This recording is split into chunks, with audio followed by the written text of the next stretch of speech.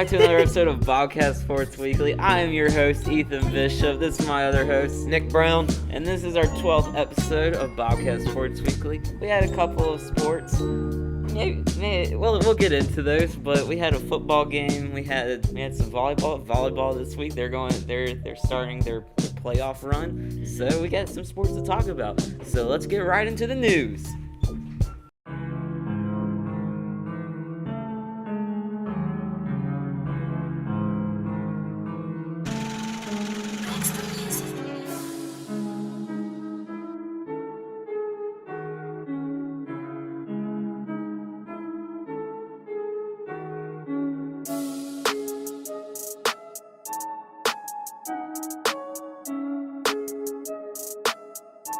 So, the Bobcat students, us included, were off Thursday and Friday. However, that did not exclude the football team from traveling to Floyd in a tough, wet field, very chilly with a big wind factor. The rain did affect the outcome greatly from the previous night. Floyd was actually out of school on Friday and not scheduled because a few power poles came down on the school because of the massive storm that happened. However, that did affect the field conditions. It was a super sloppy and wet field, and unfortunately, the Bobcats picked up their second loss of the season, 14-12, falling to the hands of the Buffaloes. Yeah, definitely a bit of a tough week for the Bobcats. Couldn't really get much going offensively.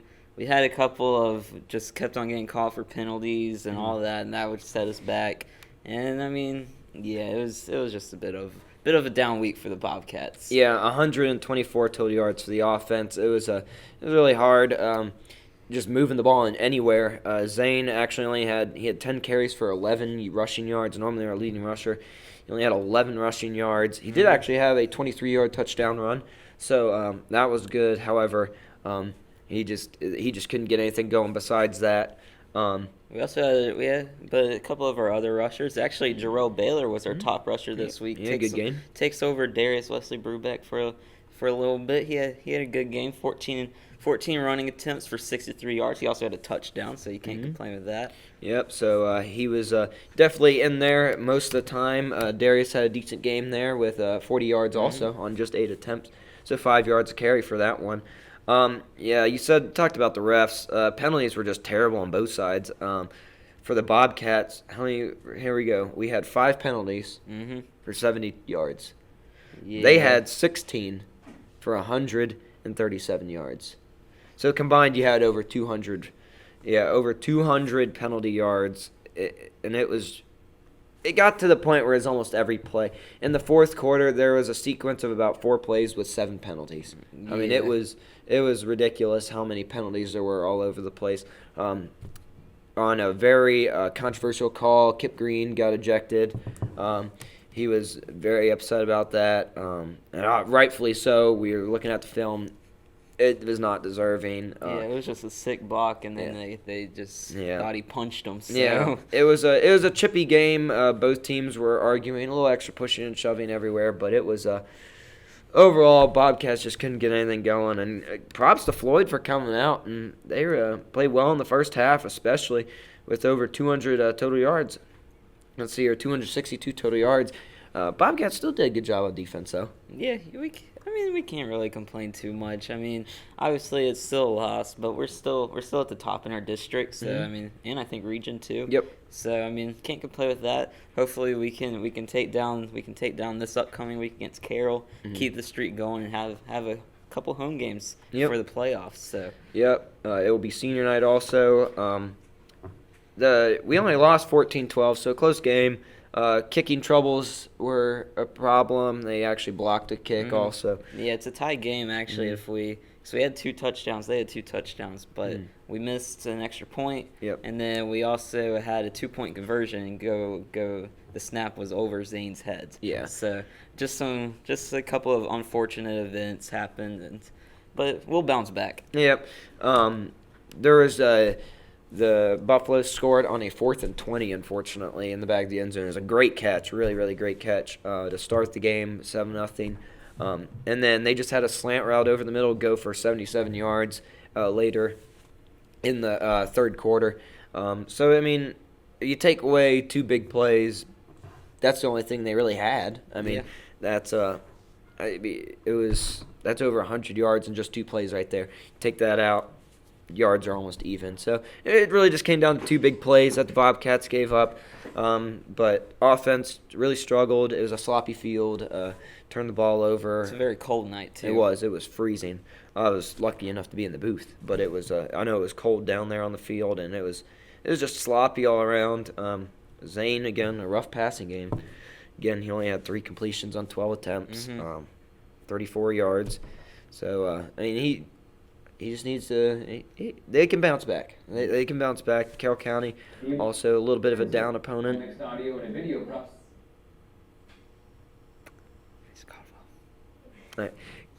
Carroll County also a little bit of a down opponent, but overall, I mean, Bobcats need to bounce back at home senior night. Final home game. Yep. Of the regular season. Yeah, I think hopefully we can definitely give our seniors a good go out. We have Ben Cox, we've got Kip Green, we've got Andrew Overson, we've got Justice Marshall, Alex Howard. We got a bunch of kids. So it'll be a good night of festivities and all that.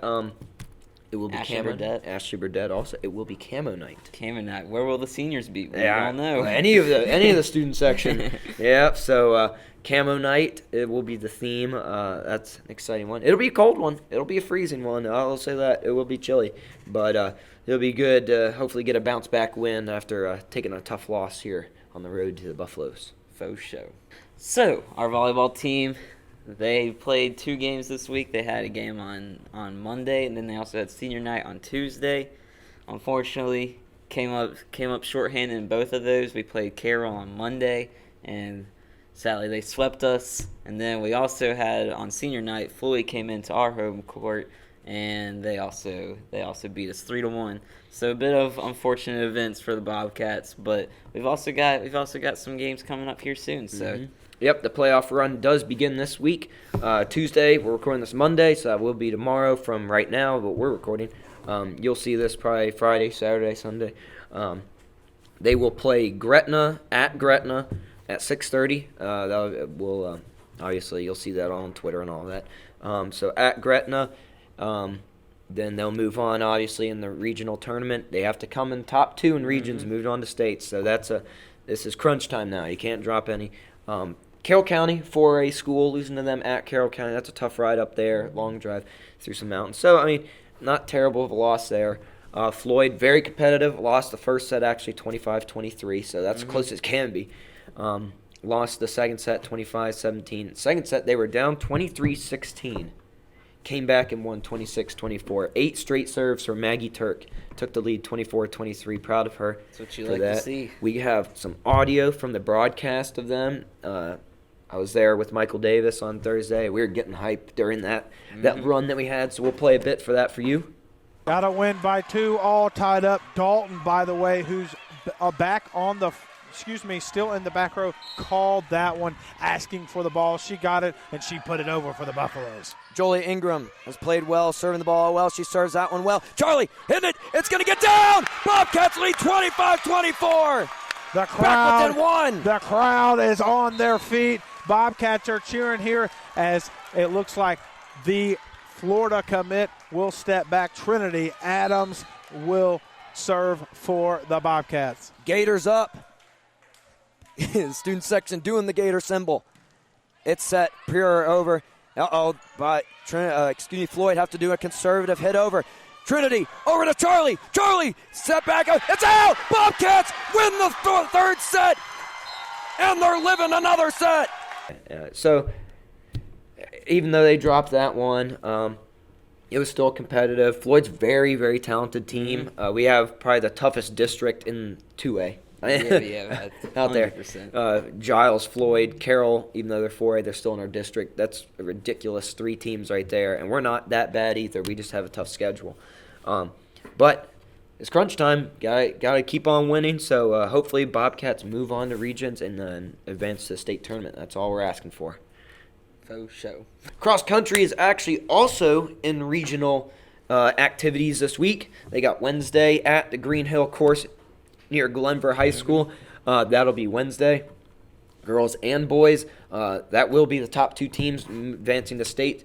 Coach Caroll says both are very, very talented and are very close to should win regions, and then hopefully we get 2 state rings from those 2 teams. That'd be kind of cool.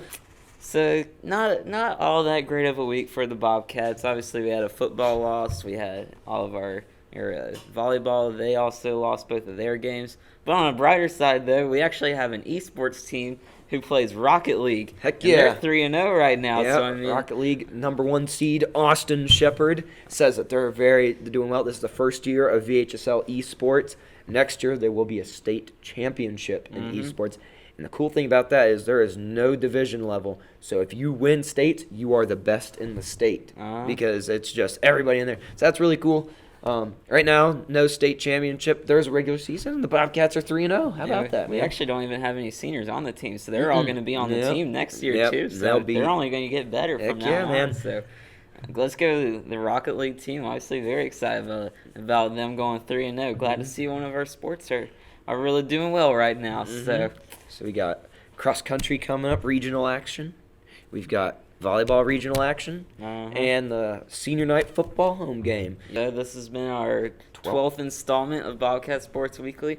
Hope that y'all are enjoying at home, and we'll see you next week. Go Bobcats.